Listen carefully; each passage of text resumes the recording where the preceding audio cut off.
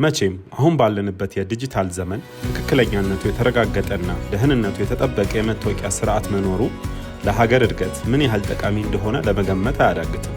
ታዲያ ለዘመነና ደህንነቱ ለተረጋገጠ የባንክ አገልግሎት የባንክ ሂሳቡ ከፋይዳ መታወቂያ ጋር ማጣመር እንዳለበት ያውቃሉ? ይህም በማድረጌ ምን እጠቀማለሁ?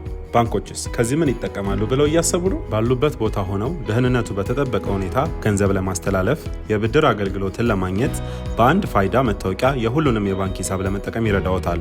ባንኮች የደንበኞቻቸውን ትክክለኛና ወቅታዊ መረጃ ለማግኘት፣ በተጭበረበረ ማንነት የሚፈጸሙ ወንጀሎችን ለመከላከል ይረዳቸዋል። ስለሆነም እስከ መጋቢት 30 ድረስ ያለዎትን የባንክ አካውንት በሙሉ በአካል በመሄድ ወይም በኦንላይን ከፋይዳ መታወቂያ ጋር ማጣመር ይኖርቦታል።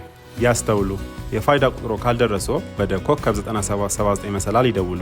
ለቀላል ቀልጣፋና የዘመነ የባንክ አገልግሎት የባንክ አካውንትዎን ዛሬውኑ ከፋይዳ ጋር ያጣምሩ። ፋይዳ ለዲጂታል ኢትዮጵያ።